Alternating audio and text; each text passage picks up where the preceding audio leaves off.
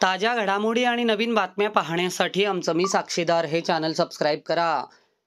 वैश्यवाणी समाजातर्फे आमदार महेंद्र शेठ थोरवे यांचा जाहीर सत्कार करण्यात आला। शिळफाटा, खोपोली आणि खालापूर तालुका समस्त वैश्यवाणी समाजातर्फे आमदार महेंद्र शेठ थोरवे यांचा जाहीर सत्कार 12 जानेवारी रोजी संगम रिसॉर्ट शिळफाटा, खोपोली येथे आयोजित करण्यात आला होता। यावेळी व्यासपीठावर विविध मान्यवर उपस्थित होते। कर्जत खालापूरचे नवनिर्वाचित आणि कार्यसम्राट आमदार महेंद्र शेठ थोरवे यांनी खोपोली नगर परिषदेच्या हद्दीत बहुउद्देशीय विविध समाजासाठी इमारत बांधण्याचे ठरवले असून पहिल्या मजल्यावरील संपूर्ण मजला वैश्यवाणी समाजासाठी फर्निचर सहित देण्याचे मान्य आणि कबूल केले आहे। त्यासाठी लागणारा संपूर्ण निधी आमदारांनी मंजूरही केलेला आहे। त्यामुळे त्यांचे आभार मानण्यासाठी आणि या कामाची लवकरात लवकर पूर्तता होण्यासाठी वैश्यवाणी समाज शिळफाटा, खोपोली आणि खालापूर तालुक्याच्या वतीने आमदार महेंद्र शेठ थोरवे यांचा जाहीर सत्कार संगम रिसॉर्ट शिळफाटा येथे आयोजित करण्यात आला होता। यावेळी वैश्यवाणी समाजाच्या वतीने त्यांचा जाहीर सत्कार करण्यात आला। यावेळी आमदार महेंद्र शेठ थोरवे यांनी समाजाचे आभार मानत लवकरात लवकर बहुउद्देशीय इमारतीच्या कामाला सुरुवात होईल आणि वैश्यवाणी समाजाला पहिला मजला देण्याचे कबूल केले। छत्रपती शिवाजी महाराजांना विनम्र अभिवादन। परमपूज्य श्री वामनाश्रम स्वामीजी यांच्याही चरणी नतमस्तक होतो आणि आज समस्त वैश्यवाणी समाज शिळफाटा, खोपोली व खालापूर तालुका यांच्या वतीने ज्या ठिकाणी सत्काराचं आयोजन या ठिकाणी करण्यात आलेलं आहे, त्या निमित्ताने उपस्थित असणारे सन्माननीय योगेशजी तांबोली, सन्माननीय उदयजी साखरे, सन्माननीय विजयजी तांबोली, सन्माननीय श्री नितीनजी चौधरी, सन्माननीय रोहित साखरे आणि या वैश्यवाणी समाजाची संपूर्ण कमिटी असणाऱ्यांचे कैलास कोटे असतील, त्यानंतर सन्माननीय विनायक तेलवणे असतील, राजेश शेट्टे असतील, अशोक ठेकेकर असतील, सुधीर चौधरी, अविनाशजी टकेकर, प्राजक्ता सोनटक्के, राजेंद्र पक्के, राहुल आंग्रे, विवेक आंग्रे, अश्विनी आंग्रे, आमच्या आंग्रेताई आणि आपण संपूर्ण वैश्यवाणी समाजाचे सगळे समाज बांधव, सगळ्या माता भगिनींना नमस्कार करतो।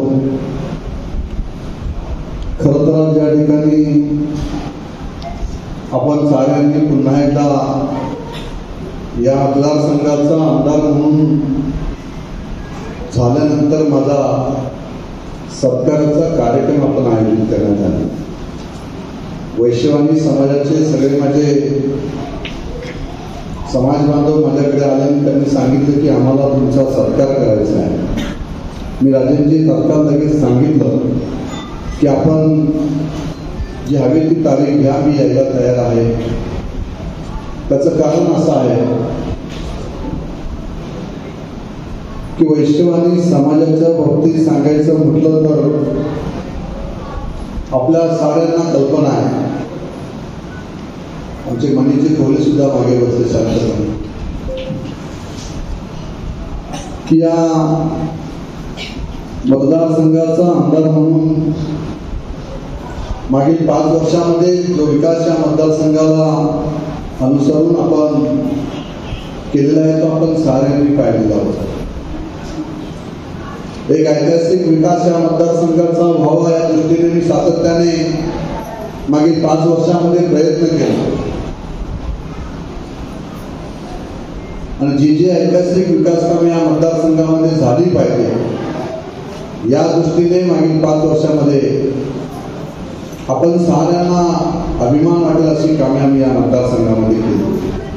म्हणून हा सत्काराचा कार्यक्रम या ठिकाणी आयोजित करत असताना सत्कार या शब्दाचा अर्थ सत्कार आणि तुम्ही केलेल्या सत्कार्याचा गौरव म्हणजे सत्कार हो आणि हा सत्कार वैश्यवाणी समाजाच्या वतीने आज माझा या ठिकाणी होत आहे, तर मला मनस्वी आनंद होतो।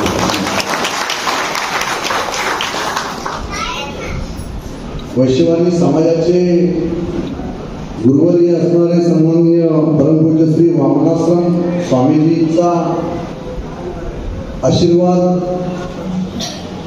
मी याच व्यासपीठावर या ठिकाणी घेतलेला होता. आपण सारेजण उपस्थित होता.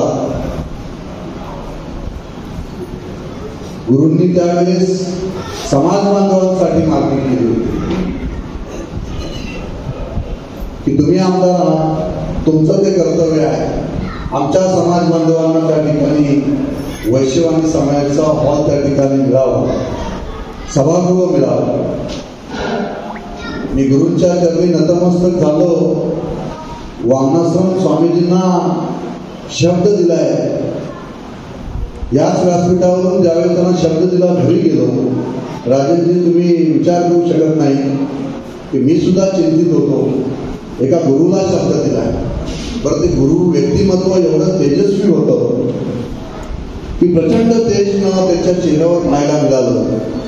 आणि म्हणून मी नेहमी सांगत असतो की जी या भूतलावर झालेली जी काय वीर पुरुष वीर माणसं जी आतापर्यंत आपण त्यांना देव म्हणून पूजतो, ही माणसं कधी ना कधी या भूतलावर मनुष्य रूपी जन्माला आलेली होती.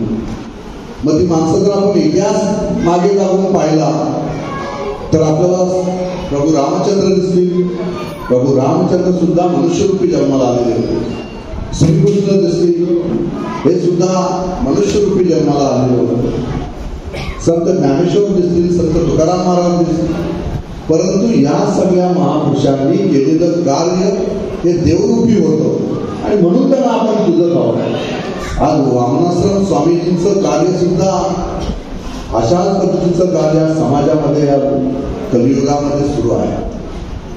आज एकंदरीत आजची परिस्थिती पाहिली तर पाश्चात्य संस्कृतीचं जाळं संपूर्ण जगावर देशावर पसरलं असताना हिंदू संस्कृती जिवंत ठेवणं, हिंदू संस्कृतीला आपण एका दिशेने घेऊन जाणं ही सोपी गोष्ट नाही, पण फार मोठा त्याग असतो. याची प्रचिती आपल्याला 100 वर्षांनी येत असते. वामनाश्रम स्वामीजींचं कार्य ज्या समाजामध्ये सुरू आहे, या कार्याची प्रचिती आपल्याला पुढील काळामध्ये येईल. मी तर्क झालेलो होतो, मी त्यांना शब्द दिलेला होता आणि त्यांना दिलेला शब्द मला पूर्ण करायचा होता. मला शहर प्रमुख यांना सगळ्यांना सांगितलं की आपण वैश्यवाणी समाजांना त्या ठिकाणी शब्द दिलेला आहे, अनेक समाज बांधवांना त्या ठिकाणी शब्द दिलेला आहे. साखरे साहेब, तुम्ही माझ्या ऑफिसला आपण आलेला होता. त्यावेळेस आमची चर्चा सुरू झालेली होती. परंतु स्वामींसमोर दिलेला शब्दाचं पालन करणं यासाठी सातत्याने मी माझ्या मुख्यमंत्र्यांच्या मागे लागलो. मला काही करून मला खोपोली शहरामध्ये बहुउद्देशीय समाज हॉल त्या ठिकाणी उभारायचा आहे आणि यासाठी तात्काळ मला निधी मंजूर करून द्या. सातत्याने पाठपुरावा करून स्वामीजींचा आशीर्वाद मिळाला आणि एका महिन्यामध्ये 7 कोटी रुपयाचा निधी मंजूर आणि त्याच्यामध्ये वैश्यवाणी समाजाला हॉल आपला लवकरात लवकर DS आणि प्रशासकीय मंजूर कामं झाल्यानंतर आपल्याला काम सुरू करता येईल. डिझाईनचं काम सुरू आहे. त्यामुळे असं कोणाला वाटून नाही की फक्त शब्द दिलेला आहे. 1,00,000% सांगतो, स्वामीजींना दिलेला शब्द. वैश्यवाणी समाजाला एक ऐतिहासिक आपण सभागृह हॉल त्या ठिकाणी उभारणार आहोत आणि हे बांधिलकी आहे तुमची माझ्याप्रती. मी धन्यवाद द्यायला खऱ्या अर्थाने वैश्यवाणी समाजाला या ठिकाणी आलो. आपण दिलेलं योगदान कदापि विसरता येणार नाही. मी दिलेला शब्द तुम्ही पूर्ण करणार आहे आणि तो केलेला आहे. प्रशासकीय मंजुरी आणून निधी तर मंजूर करून आणलेलाच आहे. पुढील काळामध्ये काम सुरू होईल. काम 1.5 वर्षामध्ये 1.5 ते 2 वर्षाच्या आतमध्ये आम्ही पूर्ण करण्याचा प्रयत्न आम्ही त्या ठिकाणी करू आणि ऐतिहासिक लोकांना सुद्धा आपण त्या हॉलचा आपण स्वामीजींच्या उपस्थितीमध्ये आपण त्या ठिकाणी करू. आम्हाला सुद्धा साऱ्यांना त्यांचं पुन्हा एकदा दर्शन घ्यायला मिळेल. परंतु स्वामीजींनी आशीर्वाद दिला. मी त्यांना निमंत्रण दिलं की स्वामीजी तुमचे चरण माझ्या घरी लागून द्या, आमचं सौभाग्य समजू. त्यांनी त्या आग्रहाची विनंती मान्य केली. ते माझ्या घरी आले. माझं संपूर्ण कुटुंब धार्मिक आहे. आई वडील असतील, माझी मिसेस असतील आणि सर्वांनी त्यांची अतिशय प्रामाणिकपणे त्यांची आम्ही सेवा पूजा आम्ही त्या ठिकाणी पूजन त्या ठिकाणी केलंय. आणि आज सगळ्या वैश्यवाणी समाजासमोर या ठिकाणी अभिमानाने सांगतोय की आपल्या समोर या मतदारसंघाचा आमदार म्हणजे उभा आहे त्या वैश्यवाणी समाजाचा सिंहाचा वाटा. आणि स्वामीजींचा आशीर्वाद माझ्या पाठीशी उभा आहे. त्यामुळे राजेंद्रजी तुम्ही जय वैश्य बोलला, मी जोरात बोलतोय पुन्हा एकदा जय वैश्य. कारण वैश्यवादी समाजाचा जरी नसलो तर वैश्यवादी समाजाचे विचार मात्र माझ्या अंगामध्ये आहेत आणि त्यांनी आपले विचार प्राण्यांचे बरोबर घेऊन आम्ही आहोत. जे विचार आपण घेऊन समाजामध्ये काम करताय, समाज एक संघ राहायला पाहिजे. समाजामध्ये असणारी भावना आपण साऱ्यांनी या ठिकाणी व्यक्त केली. विनायकजी, आपण राजकारण बाजूला ठेवून तुम्ही एकत्रपणे आलात आणि समाजाच्या प्रती असणारे विचार आपण साऱ्यांनी या ठिकाणी मांडले. महिला भगिनी मोठ्या संख्येने उपस्थित आहेत. आपण सारे जण या परिसरातील या संपूर्ण कलापूर तालुका असेल, खोपोली असेल, या संपूर्ण परिसरातून आपण सारे वैश्यवादी समाज या ठिकाणी उपस्थित आहे. आपण साऱ्यांनी निवडणूक सुद्धा पाहिजे. आपण साऱ्यांनी दिलेलं योगदान मी कुठल्याही वैश्यवादी समाजाच्या घरी सांगायला गेलो नाही की मला मतदान करा. विनायक, तुम्हाला सांगितलं का नाही? आम्हाला माहिती तुम्ही मतदान करा. कैलासजी, तुम्ही सारे जण होता.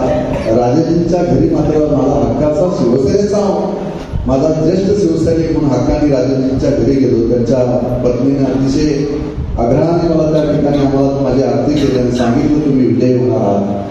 मला फार भरून आलं की शिवसेनेमध्ये शिवसेना दुभंगली असताना राजेजी सारखे निष्ठावंत असणारे शिवसैनिक एक विचारधारा धरून माझ्याबरोबर उभे राहिले.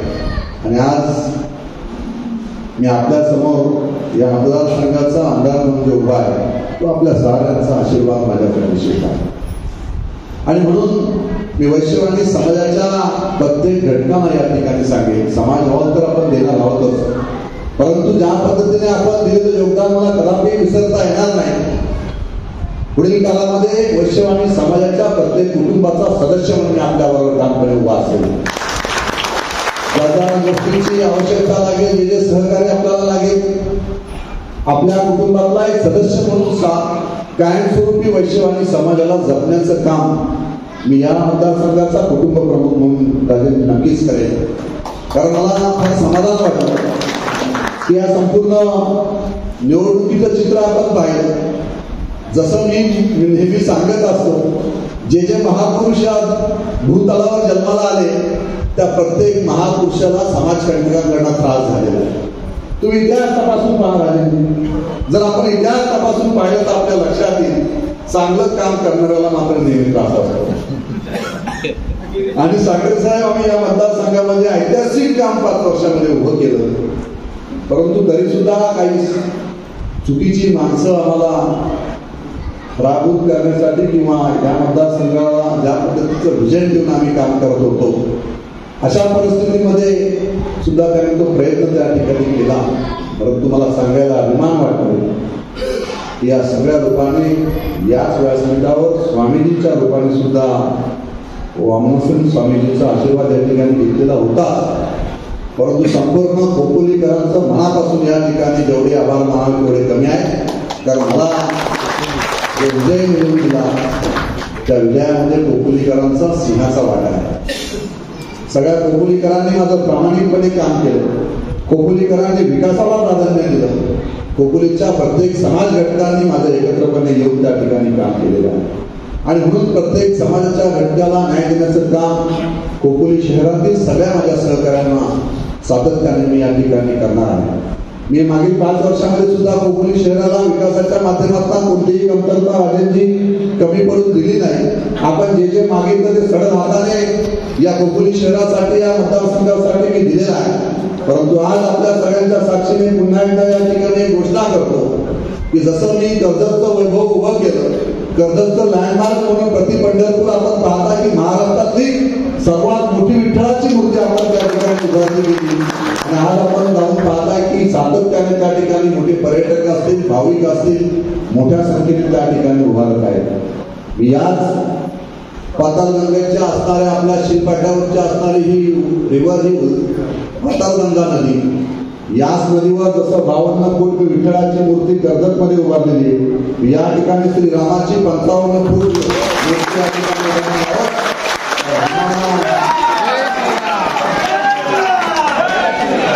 रामाला मतदारसंघाचं हिंदुत्व जिवंत ठेवायचं आहे. या मतदारसंघाचं हिंदुत्व जिवंत ठेवायचं असेल तर तुम्हाला सगळ्यांना एकत्रपणे या ठिकाणी राहावं लागेल, एक संघ राहावं लागेल, राजकारण बाजूला ठेवून आपल्याला काम करावं लागेल. तर तुम्ही या मतदारसंघाची या निवडणुकीचा आपण पाहिजे तर कशा पद्धतीने विरोधकांमध्ये कोण समाजकंटक सामील झालेले होते आणि कशा पद्धतीने त्यांना हिंदुत्वाच्या विचाराचा अंदाज या ठिकाणी नको होता हे तुम्ही साऱ्यांनी लक्षात घ्या.